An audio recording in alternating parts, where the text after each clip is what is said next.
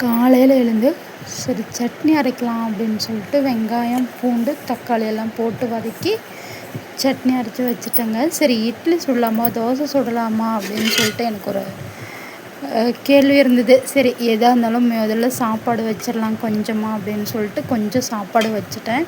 சாப்பாடு வச்சுட்டு சட்னி அரைச்சிட்டு அப்புறம் பார்த்திங்கன்னா மட்டன் நேற்று நைட்டு மட்டன் குழம்பு வச்சுருந்தேன். பார்க்குறது எவ்வளோ ஒரு கலர்ஃபுல்லாக இருந்துச்சு. எனக்கே ஒரு மாதிரியாக எப்படா சாப்பிடுவோன்னு. சரி சுட சுட இட்லி வச்சு சாப்பிட்டா இன்னும் செம்மையாக இருக்கும்ல அப்படின்னு சொல்லி ஒரு அடுப்பில் சூடாக இட்லி பாருங்கள், ஆவி பறக்க இட்லிம்பாங்களா அது மாதிரி தான் ஆவி பறக்குது இட்லி.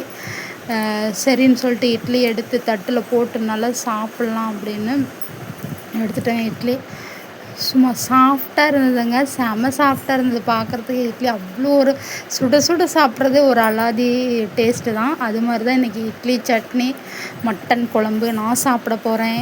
நீங்களும் வந்தீங்களா மட்டன் குழம்பு இட்லி சாப்பிட்லாம். இந்த வீடியோ பிடிச்சிருந்தா லைக் பண்ணுங்கள், ஷேர் பண்ணுங்கள், சப்ஸ்கிரைப் பண்ணுங்கள்.